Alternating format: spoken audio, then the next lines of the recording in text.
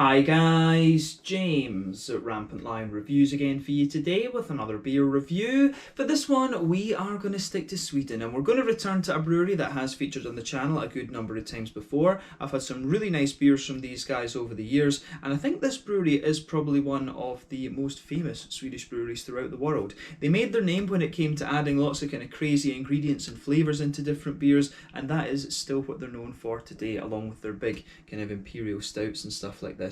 But the beer we're going to have a look at today is one that I think will be very, very interesting. I've had two beers from this particular series before, and I have to say I'm just looking forward to this one. So hopefully you guys enjoy my take on this beer as well. For this review then, we are going to head up towards Stockholm, the Swedish capital, and we're going to have a look at another beer from Omnipollo, and this is one of their latest installments from the Bianca series. So they're calling this one the Bianca Apricot Almond Deep Vanilla Lassi Gose. It comes in at 6% ABV, and we got this one as part of the Tillfälliga assortment through Systembolaget here in Sweden. I want to say on the 2nd of March 2021. So yeah, this one, as I say, I think it should be quite interesting. I did pick up the other Bianca that they released on the same day, and I think there might actually be one being released in a week or two as well. I'll need to keep an eye out for that, but I think that's a blueberry one, and I have reviewed one with blueberry in it before, and I also reviewed one with lychee and guava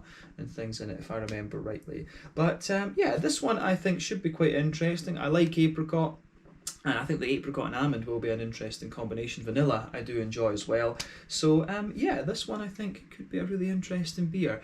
But yeah, this beer was a little bit pricey. I think I paid 110 Swedish kronor for this. So that translates to roughly about 11 euros for the half-litre can. Yeah, about 110 kroners, that's roughly, it's not too far away from £10 sterling, and thus it'll be about $12 or something like that. So this beer was a wee bit expensive, but I just kind of thought, well, these Bianca beers are very, very good, and I always just kind of like treating myself with these ones, so why not? I just went for it. But I did get another one, and I think the other one was slightly more expensive than that, but on the Omnipollo web shop, these beers are like 18 euros a can. So in Sweden, we do actually get a pretty good deal on these things, I have to say. But yeah, pretty pricey beers actually.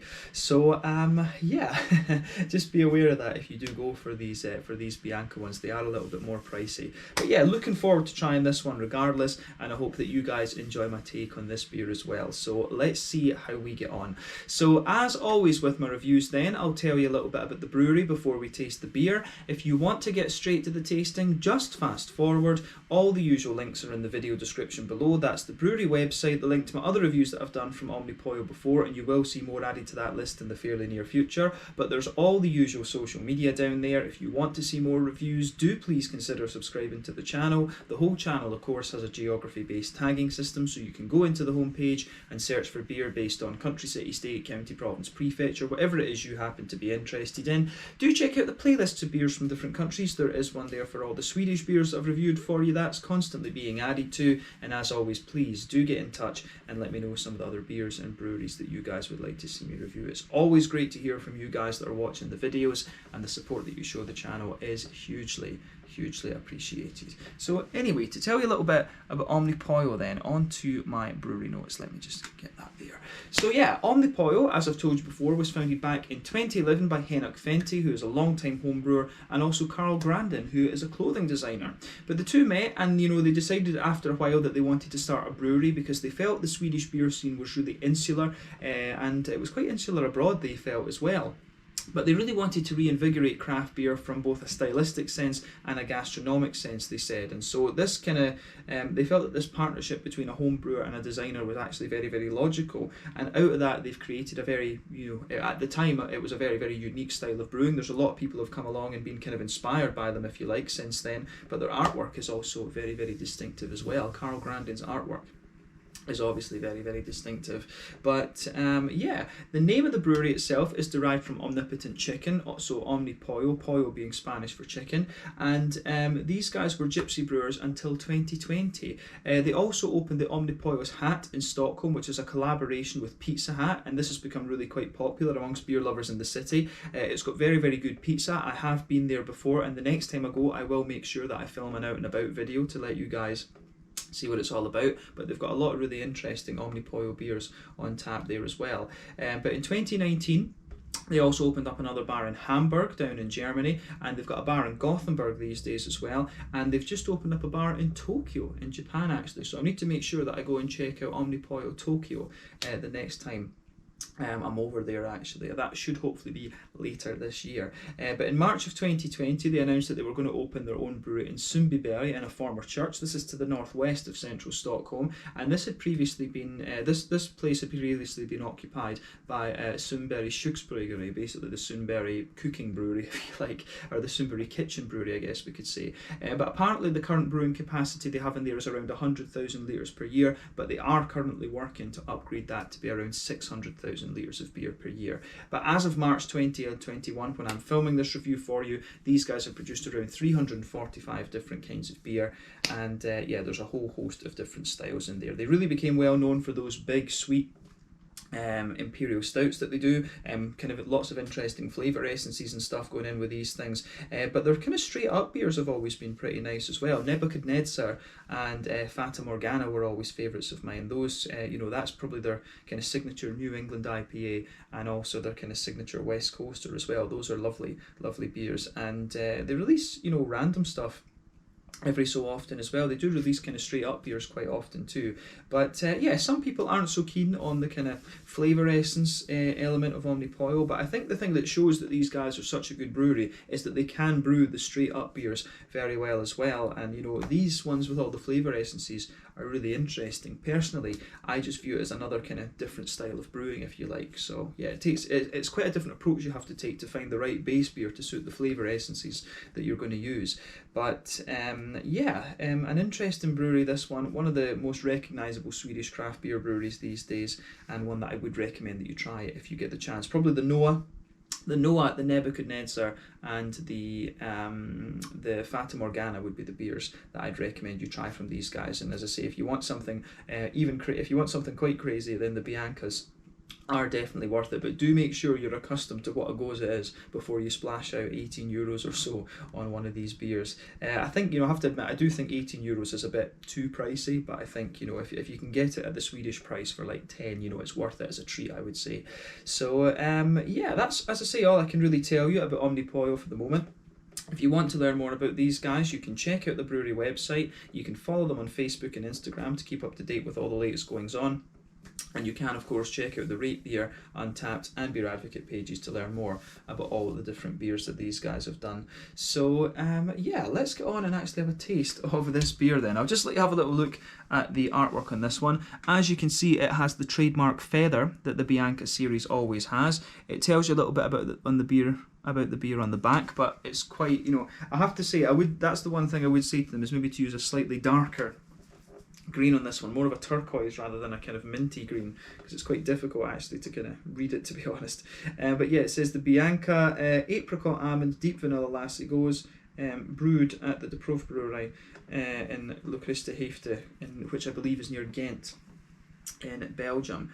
But yeah, it contains barley, wheat, late oats. It's got a bit of rye in it as well, almonds and lactose sugar. So yeah, this one is a 6%er, 50 centilitre can, 500 millilitres, and like I say, I paid, I think, I'm trying to remember if this was the 110 kroner one or the 120 kroner one, but yeah, 11 or 12 euros for this can. But yeah, as I say, definitely a treat. So let's get this guy out and we'll get on with the tasting then. Very, very curious to see what this beer has in store for us. So yeah, 6%. Oh, I'm hoping. Usually these beers are a lot more hazy than that. This is I am wondering about this. These beers are usually quite hazy. We need to see what's going on. I'm curious as to what's going on here. Yeah, the Apricot Almond Deep Vanilla Lassi Gose.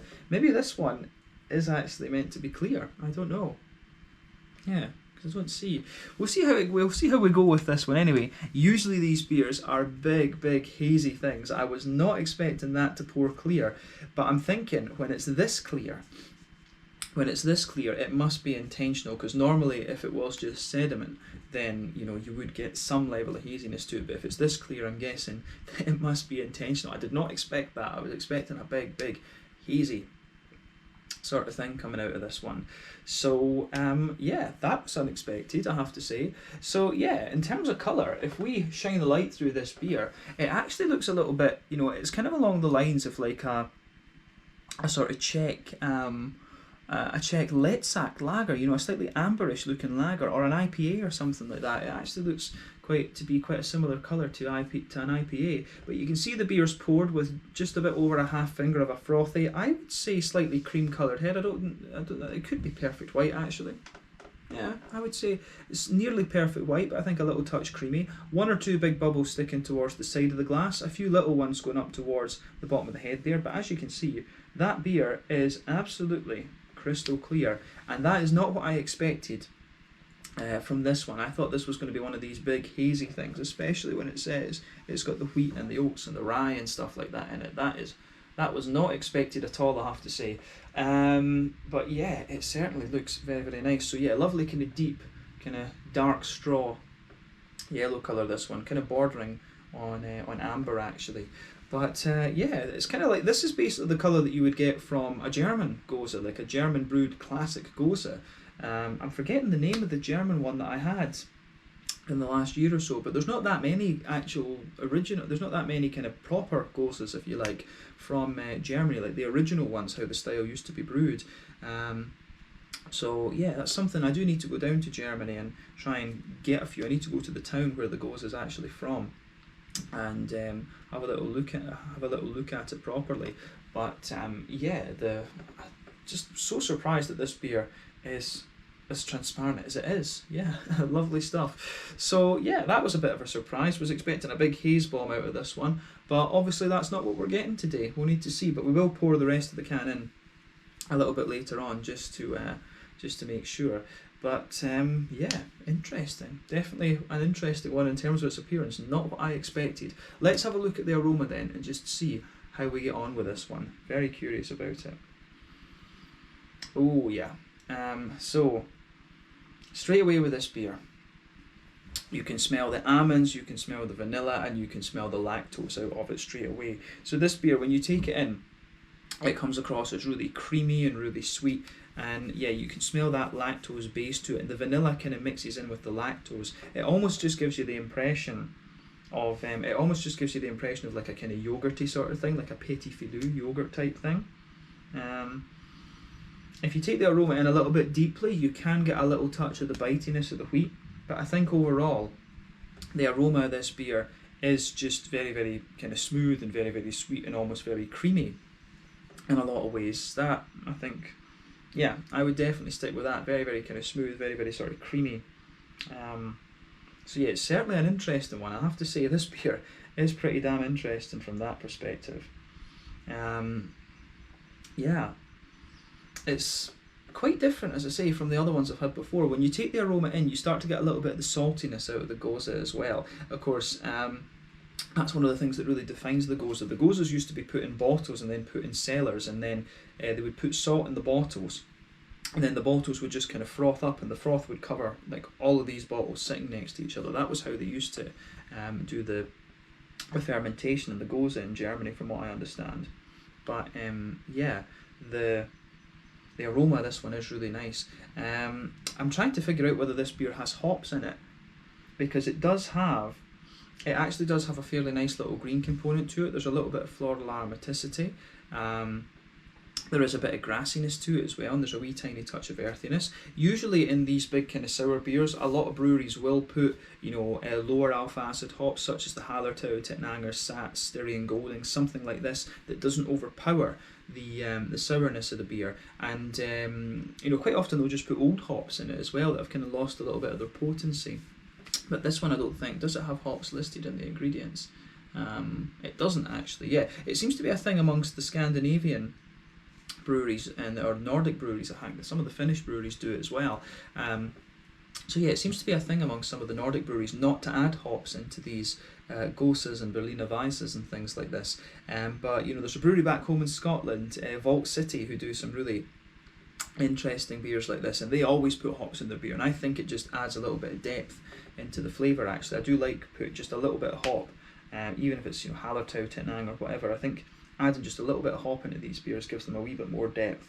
But I think just smelling from the aroma, this one I don't think it does have hop in it, and it's not listed on there, and I think they have to.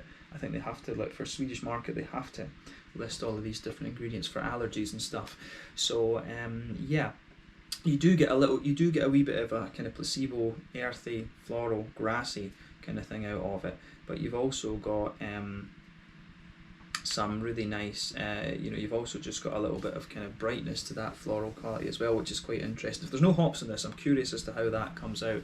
But yeah, the floral side of this beer is pretty nice actually. So yeah, in terms of the fruity side of things, then this one is kind of what you'd expect. I mean, it's apricot all the way. You get that lovely kind of soft apricot note out of it. It does have a wee bit of an almost kind of mango-y quality as well. Actually, you get a bit of an almost kind of mango-y type note out of this. But yeah, it's apricot. You will, with these kind of sour beers, you're always going to get a few kind of subtleties and stuff like that. So I think you get a wee bit of mango, like a wee bit of papaya, and you know, these kind of tropically fruits out of it. But you will notice the big juicy element coming out of this beer. The big juicy element is most definitely the apricot. So yeah, I think it's that kind of dominates the aroma, and you'd expect that, to be honest. Yeah, the thing that we haven't really mentioned too much of is the nuttiness, and I think the nuttiness comes out gradually as you know, smell more and more of this beer.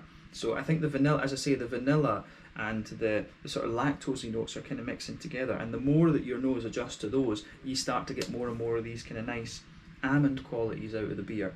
But yeah, I think the nuts for me, they take a little bit of time just to come out of this beer. But yeah, once your nose is adjusted to this one, you can really get quite a lot of them. But as I always say, you know, these sour beers, they're very straight shooting in terms of their aroma and flavour profiles, but they're always just, you know, really nicely done actually. I mean, they've had some really awesome ones from Molly and Doggins, Fermentarana, Duck Pond Brewing, you know, also Elma Living down here in Malmö have been doing some really interesting stuff.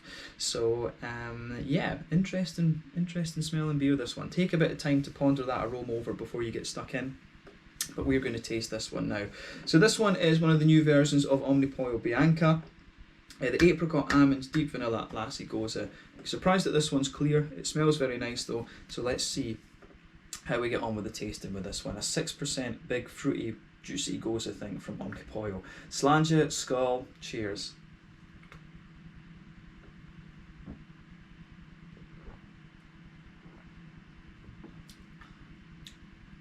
Oh yeah. Tell you something, it doesn't lose anything when it's for being clear. Definitely not. Definitely not. That beer, it's still got the same big flavour that the hazy ones had. It's a little bit more oily, definitely, but this one still has that big flavour that these Biancas always had. Craziness.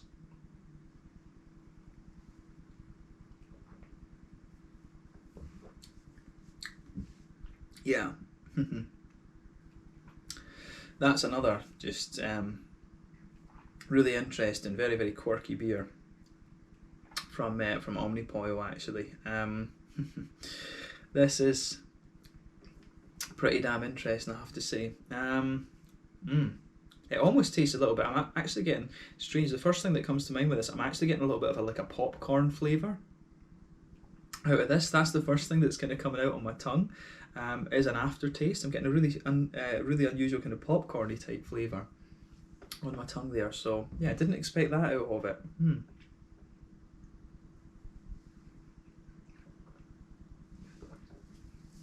But yeah, that's another awesome beer from Omnipollo. I mean, I would love, Henrik probably quite rightly is kind of guarding these recipes and stuff like that as to how he does these things, but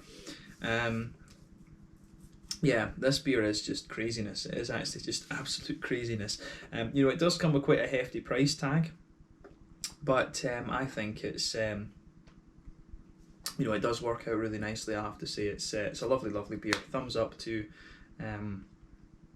Omnipollo once again. I was expecting a big kind of hazy, smooth sort of thing. This time they've gone down the more oily route, and I think it works really well. It's an interesting approach to this kind of style of beer, if you like.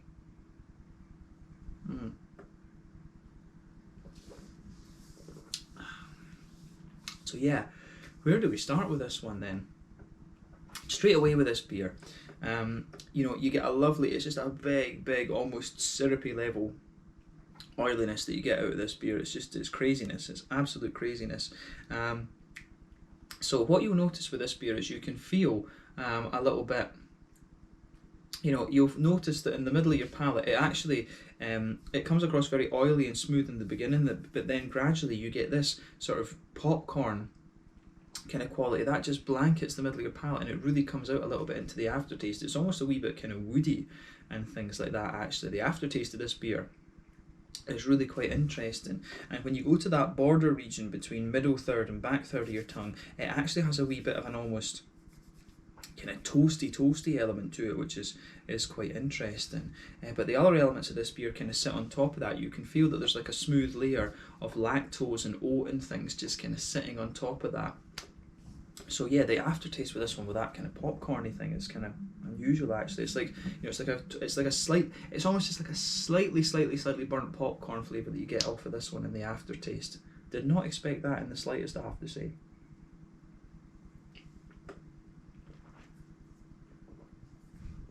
But yeah, when you've got your liquid on the tongue, you you know, it's very sweet and it's very oily, and yeah, there's absolutely no sediment in the can in this one. Absolutely. So yeah, new approach to the Biancas, I guess, is what they're doing. So yeah, on top of that kind of popcorny sort of thing there, you get a nice, as I say, you get a nice kind of smooth oatiness out of it. You get a good, you can feel the vanilla type notes kind of sitting in there as well. On the front half of that front third, you know, the lactosey thing sort of covers the whole popcorn stuff, but you get that dry popcorn note just pushing its way out of the beer the further you go into the aftertaste. On the front half of that middle third of your tongue, you start to get a more, as I say, you start to get a little bit more kind of vanilla. You get a little bit more kind of you get a little bit of the kind of nutty qualities coming out of the beer as well. So it's really interesting how that side of things goes together. Absolutely.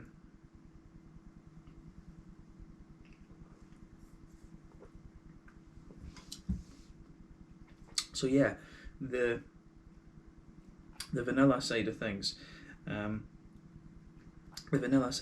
think goes together really nicely with the other stuff. But as I say, I'm just so surprised at the kind of popcorn, that slightly burnt popcorn flavour that you get in the aftertaste with this one. That's really interesting. But yeah, the almond flavour mixes in with the vanilla and stuff like this. I was really expecting this one to be, you know, kind of big and thick and yogurty almost, actually.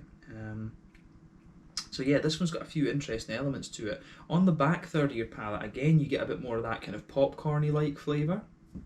And it feels as if it's a bit thicker as well, actually. But the whole beer comes across as quite slick, to be honest with you. It really comes across just as very kind of slick, to be honest.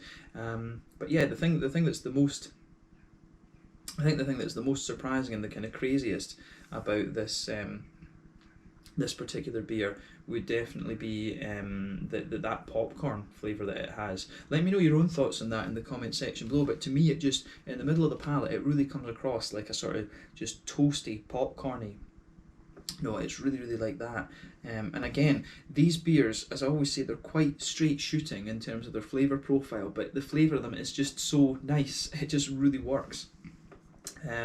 So yeah, just a big oily thing, but yeah, completely different approach to the Bianca series from them this time round, and I'm curious to see what the lingonberry one is going to be like as well, actually. So yeah.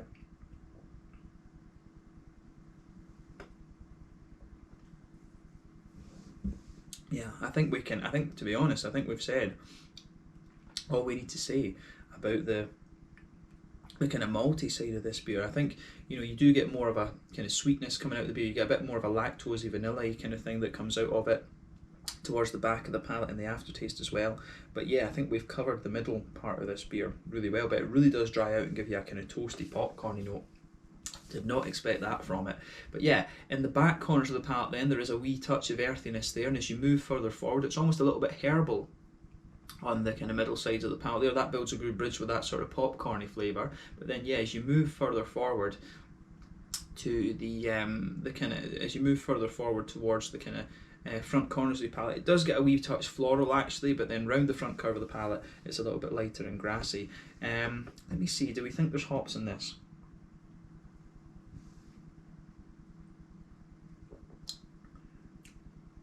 No, I don't think there's hops in this one. It just doesn't have the... I think it's a bit of a placebo effect I'm getting with these kind of grassy and floral and earthy elements. The earthiness I think does push its way out a little bit more the further you go into the aftertaste with the beer as well, but I think it is more of a kind of placebo that I'm getting out of these things for sure. So yeah, that's definitely an interesting point about this beer for sure. It's definitely, it feels as if it's got a little bit of hop in it, but I'm pretty sure it doesn't. It's not really got a bitterness to it, but it does have, you know, some of the kind of same flavours there. But I think that's placebo. I do think that's placebo effect almost, because you expect them to kind of be there. I get that with a lot of sours actually. But yeah, on the front third of your tongue then, you know, this is where you normally get that oily bubble where those fruity esters roll their way out of the hops. But yeah, this one, definitely it's a big oily apricot-y sort of thing.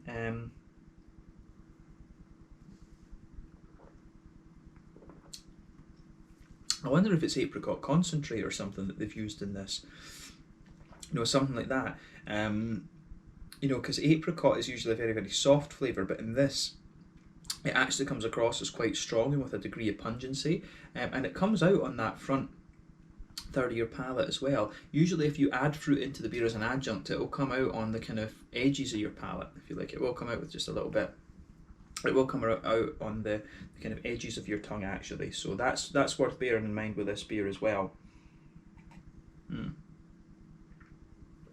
Comes across as really big and syrupy and oily, which is interesting. But yeah, the apricots come in right on the front of your tongue.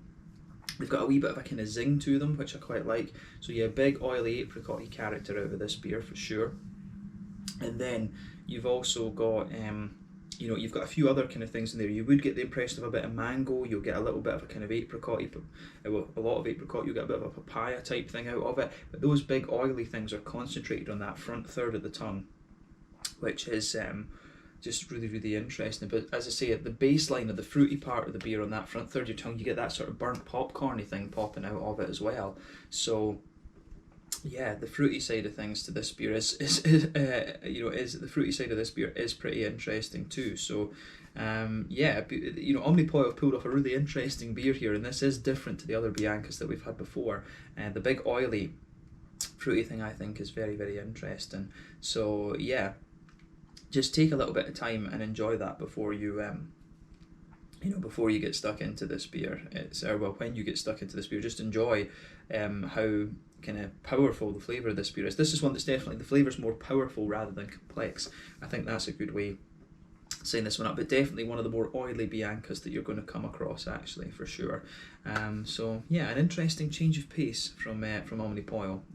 Definitely an interesting change of pace with this one. But yeah, I think that kind of summarises the flavour profile of this one, to be honest with you. You can feel a little bit, as you go further into the aftertaste, you can feel a little bit of the almond and the vanilla pushing their way underneath the fruity part of this beer too. So yeah, this is just a very quirky beer. Very quirky. So yeah, this has been a nice treat for sure, and I'm very curious about this lingonberry one as well, because I think that's like a lingonberry maple pancake one, so we'll see how that works out. But yeah, in terms of the mouthfeel then, what would we say about this one?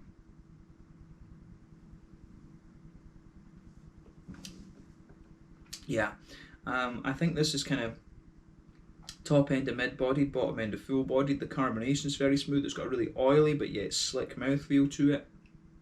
Malty side of things is nice and smooth. It's got a little bit of kind of toasty note to it, like I say, like a toasty kind of popcorn sort of thing. So it does get a wee bit drier the further you go into the aftertaste, but there's a lot of oily fruit to it. Very sweet and juicy in that sense as well. Yeah, this is just a really quirky and really interesting beer, I have to say. I really like how this one it goes about its business, absolutely. You know, as I say, this is definitely not one of the creamier and kind of thicker, milkier sort of Biancas that you're going to get from Omnipollo. It's definitely a change of pace to the more kind of oily side of things, but I think it works very, very well. The thing, as I say, that really surprised me about this beer was that sort of popcorny type flavour that you get out of it. So yeah, just take a little bit of time and sip on this beer and enjoy it. It's quite a straight shooting flavour profile, absolutely, but I think it does work pretty damn well. So thumbs up to Omnipollo for doing something a little bit different with this. Definitely a bit of a thumbs up to them from me. So yeah, let's leave it at that for this review, I think then. So this one was the Bianca Apricot Almond Deep Vanilla Lassi Gose, coming in at 6% ABV. Quite different to what I thought it was going to be. I was expecting, you know, a big smooth oaty wheaty kind of thing out of this one. You do get some of the oaty, in fairness, I haven't mentioned that. You do get some of the kind of oaty smoothness out of the beer, but you know, obviously they're not so prominent. I haven't really picked them out of my own kind of free will, if you like, almost. So the oat and the wheats, I think they're more kind of affecting the mouthfeel, I think, and supplementing other flavours rather than being at the forefront, if you like. So yeah, I was expecting a big kind of, you know, smooth, hazy sort of thing. So this one was a real change of pace from Omnipollo, but kudos to them for doing something a little bit different. Kudos to them for that.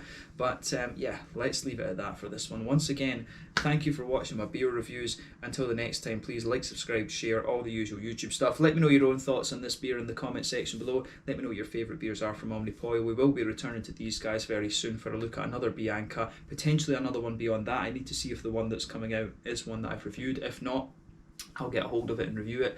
But yeah, this one I think was really interesting. The Bianca Apricot Almond Deep Vanilla Lassi Gose, 6% ABV from Omnipollo in Sundbyberg up in Stockholm. Slange, skull, cheers, and catch you guys on the next one.